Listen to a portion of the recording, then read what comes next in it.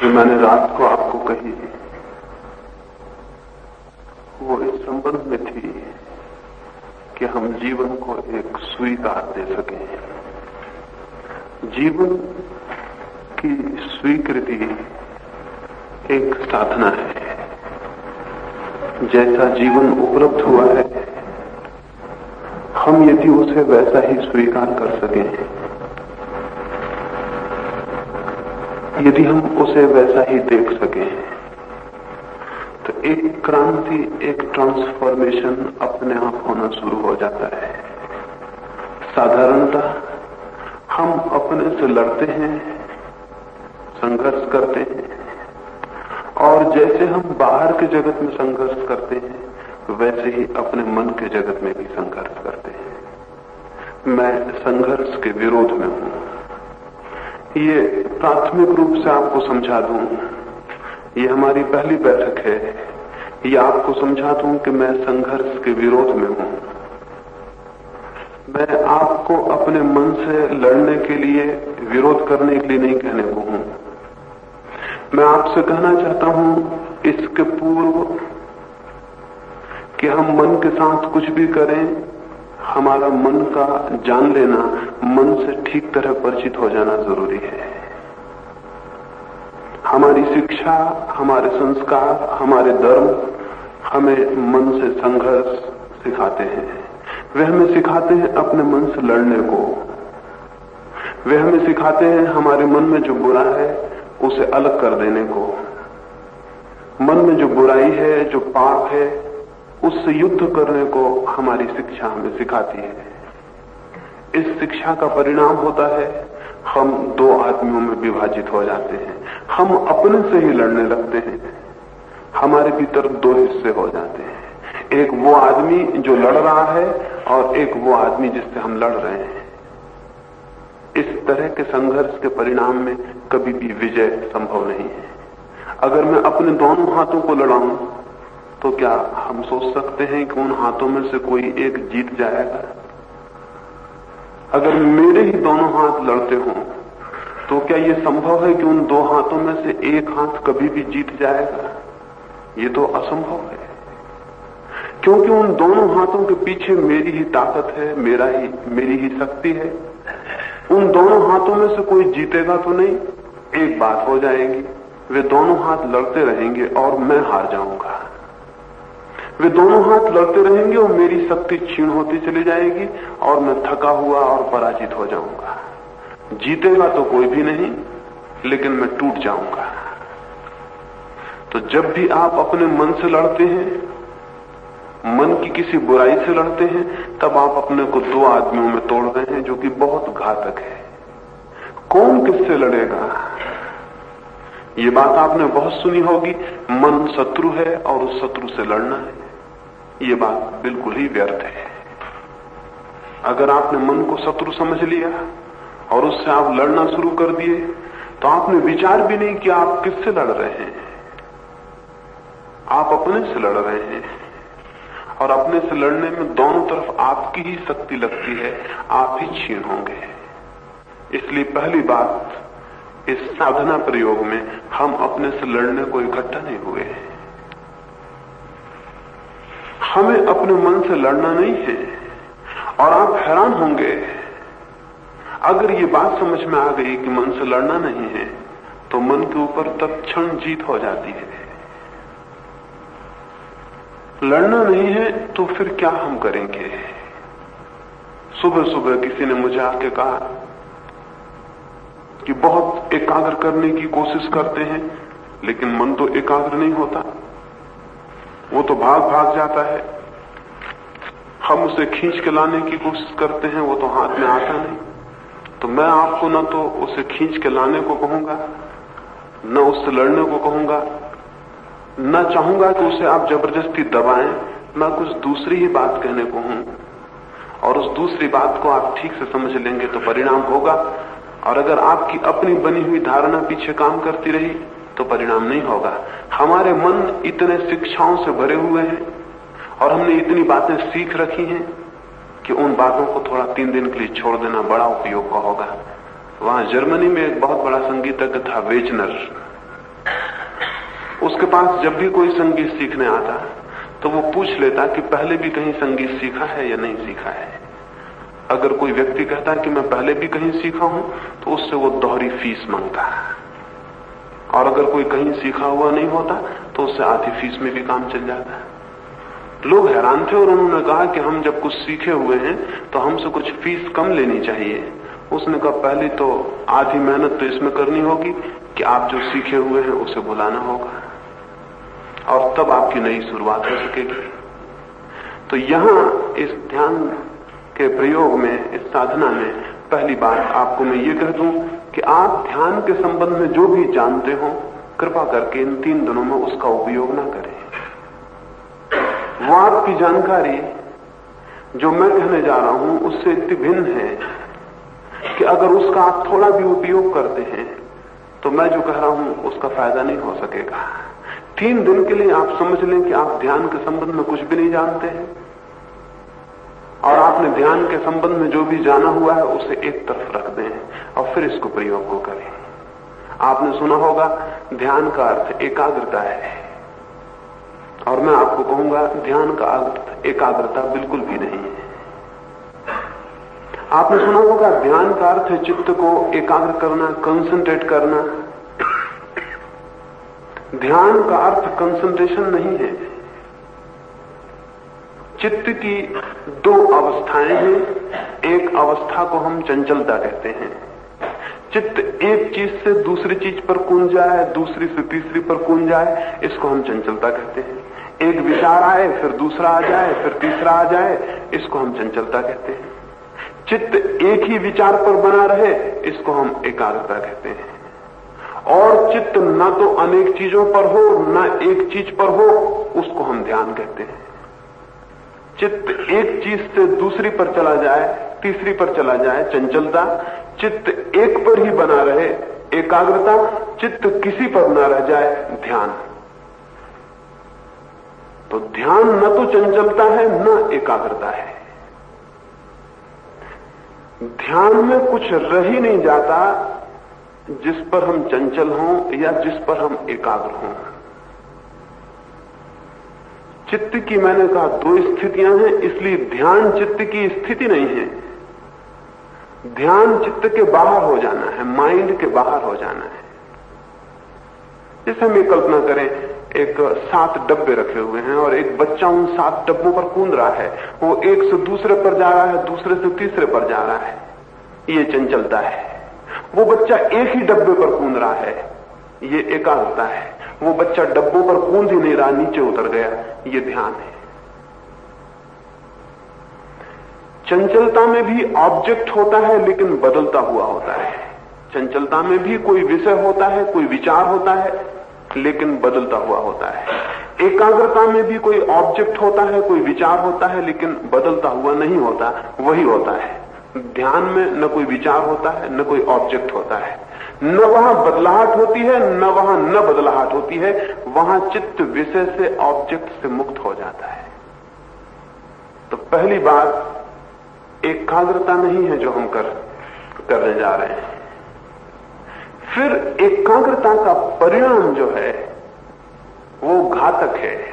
अगर आप चित्त को जबरदस्ती किसी एक चीज पर रोक दें, किसी मूर्ति पर, किसी विचार पर, किसी मंत्र पर, किसी भगवान के नाम पर, अगर विचार को आप जबरदस्ती रोक दें तो एक बड़ी अद्भुत घटना घटती है जिसका आपको पता नहीं है। विचार को अगर जबरदस्ती रोका जाए तो थोड़ी देर में उस जबरदस्ती के परिणाम में मन मूर्छित हो जाता है। उसे ऑटो हिप्नोसिस, आत्मसम्मोहन कहते हैं। अगर आप 5 मिनट तक एक ही चीज को देखते रहें, आपकी आंख बिल्कुल थक जाएगी। अगर आप फिर भी देखते रहें तो थोड़ी देर में आप पाएंगे कि आंख अपने आप बंद हो गई और उस घड़ी में आप मूर्छित हो जाएंगे। वो एक तरह की सम्मोहन निद्रा है, वो ध्यान नहीं है। अगर किसी भी चीज को कोई एकाग्रता करे तो थोड़ी देर में मूर्छित हो जाएगा। उस मूर्छा में भी एक तरह का सुख मिलता है, जैसे शराब पीने में और किसी भी भांति की मूर्छा में मिलता है। जब आप मूर्छा के बाद होश में आएंगे तो आपको ऐसा लगेगा बहुत सुख था। सुख बिल्कुल नहीं था, केवल दुख का अभाव था। केवल चिंताएं, पीड़ाएं और परेशानियां मौजूद नहीं थी क्योंकि आप मूर्छित थे। आखिर सारी दुनिया में शराब के पीछे इतना आकर्षण क्यों है? एक ही बात है, शराब आपकी चिंताओं को, आपकी परेशानियों को मिटा देती क्योंकि आप मूर्छित होते हैं, आप होश में नहीं होते। वे मिटती नहीं, केवल आपके आंखों से ओझल हो जाती हैं क्योंकि आप मूर्छित हो जाते हैं। इस तरह के ध्यान को असम्यक ध्यान में कहता हूं। यह ध्यान वास्तविक नहीं है, यह ध्यान का धोखा है।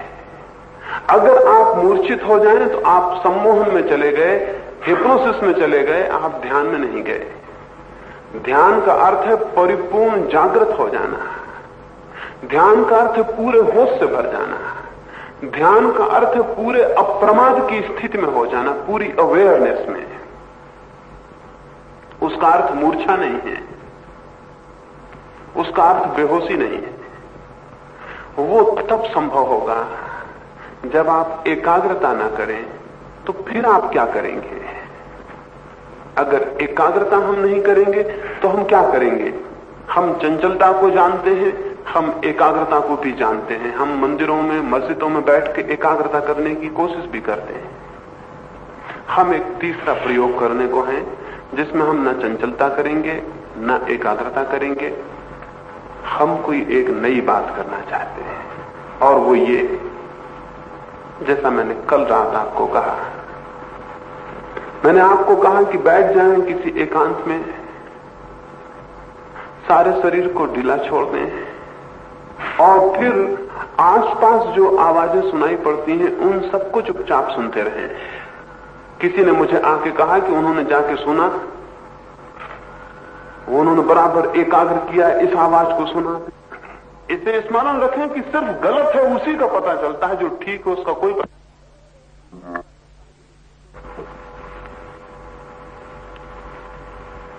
शरीर को, रीढ़ को सीधा और शरीर को ऐसे ढीला छोड़ देना जैसे खूंटी पर हमने कोट लटका दिया हो। रीढ़ की खूंटी पर सारा शरीर बिल्कुल ढीला छूटा हुआ है, रीढ़ सीधी है और शरीर बिल्कुल ढीला है, जिस शरीर में कोई प्राण नहीं, ऐसा ढीला छोड़ दिया है। जितना ढीला आप शरीर को छोड़ देंगे उतनी शीघ्रता से भीतर गति होगी। जितना शरीर ढीला छूट जाता है उतने ही शरीर का स्मरण क्षीण होने लगता है और आपका भीतर प्रवेश संभव हो जाता है। तो शरीर को ढीला छोड़ेंगे और फिर गहरी श्वास लेंगे। गहरी श्वास में झटके से नहीं लेना है कि तकलीफ मालूम हो, इतने जोर से नहीं लेना है कि आपको कोई परेशानी मालूम हो, इतने जोर से नहीं लेना है कि 10 मिनट में आप थक जाएं। इतने आहिस्ते लेना है, इतने रिदमिक लेना है कि कोई तकलीफ ना हो, कोई पीड़ा ना हो, श्वास धीमे से जाए। श्वास लेना एक आनंद हो, काम ना हो। उस श्वास को बड़े आनंद से, बड़े शांति से गहरा लेकर धीरे धीरे गहरा छोड़। उसे न तो भीतर रोकना है न बाहर रोकना है, रोकना कहीं भी नहीं है, केवल गहरे लेना और गहरे छोड़ देना है। लेते वक्त पेट जहां ऊपर उठे आंख बंद रखनी है और उस जगह ध्यान को जगाए रखना है कि पेट अब ऊपर उठा, अब नीचे गिरा। उसी बिंदु को चुपचाप देखते रहना। उसको देखते देखते मस्तिष्क के सारे तंतु शांत हो जाएंगे, सारे विचार शांत हो जाएंगे। थोड़ी देर में केवल श्वास का स्पंदन मात्र रह जाएगा। फिर 3 दिन हम प्रयोग करेंगे, उसमें गहराई रोज रोज बढ़ती चली जाएगी। स्मरणीय ये भी है कि कोई, हम सब इस तरह बैठेंगे, कोई किसी को छुएगा नहीं। वस्त्र जो पेट को कसे हों उन्हें थोड़ा ढीला कर लेंगे ताकि वे आपके पेट पर बाधा ना बने। और अगर यहां अंदर थोड़ी कम जगह मालूम पड़ती हो तो दोनों तरफ बरंडों में चले जाएंगे, आवाज मेरी वहां पहुंचेगी, बल्कि और सुखद होगा। वहां खुली हवा होगी और आप ज्यादा एकांत में बैठ सकेंगे। और इस भांति बैठे कि कोई किसी को छूता नहीं है, कोई का किसी को धक्का ना लगे, इस भांति फैल जाएं। और अगर थोड़ी जगह कम है तो बाहर आ जाएं। जगह की अड़चन की वजह से भीतर न बैठे। ये बगल के जो बरंडे हैं बहुत साफ हैं, इनमें आप आ जाएंगे तो बड़ा लाभ होगा।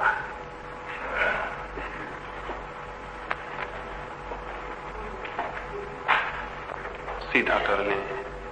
सीधा का मतलब खींचा हुआ नहीं है, आराम से सीधा कर लें, वो कहीं झुकी हुई ना हो। अच्छा हो दीवार से ना टिके कोई, अन्यथा आप अपनी रीढ़ सीधी नहीं कर पाएंगे। रीढ़ सीधी रखें, रीढ़ के सहारे हों और आंख बंद कर लें। आहिस्ते से पलकों को झप जाने दें, धीमे से पलक गिर जाने दें, आंख बंद कर लें।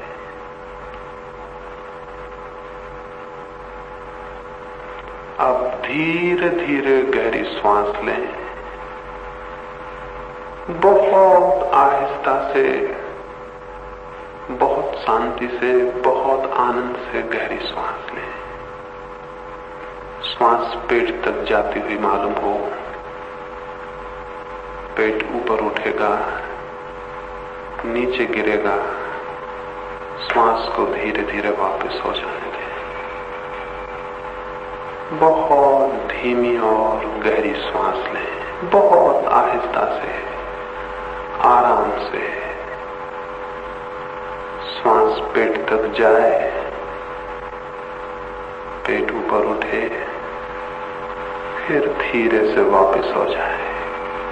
आपको पेट का स्पंदन देख लें, कहां हो रहा है। जहां पेट ऊपर गिर रहा है, उठ रहा है, जहां पेट कप रहा है, आंख बंद किए हुए उसी जगह पर अपने ध्यान को ले जाएं, वहीं जाग जाएं, उस जगह को देखें, उस जगह को स्मरण पूर्वक देखें, उस जगह को स्मरण पूर्वक देखें। जहां श्वास जाकर पेट को उठा रही है, उस जगह को स्मरण पूर्वक देखें। उस जगह को देखते रहें, शांति से वहीं जाग जाएं। अपने जागरण को, अपनी स्मृति को, अपने ध्यान को वहीं जगा दें, वहीं देखें।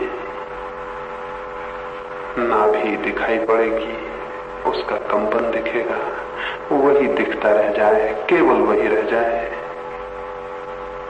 ठीक है, गहरी श्वास, नाभि के पास ध्यान। मस्तिष्क को बिल्कुल ढीला छोड़ दें, उससे कोई काम नहीं लेना है। मस्तिष्क से कोई काम नहीं लेना है, उसे बिल्कुल ढीला छोड़ दें। मस्तिष्क से कोई भी काम नहीं लेना, मस्तिष्क के सारे स्नायु ढीले छोड़ दें। केवल श्वास लें, जैसे हम केवल श्वास ही ले रहे हैं। केवल श्वास लें और नाभि को देखें। बिल्कुल ठीक है, नाभि को देखते चले जाएं, नाभि को देखते चले जाएं।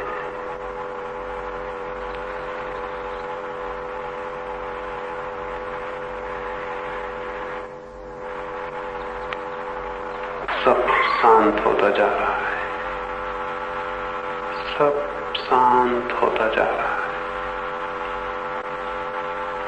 सब शांत होता जा रहा है।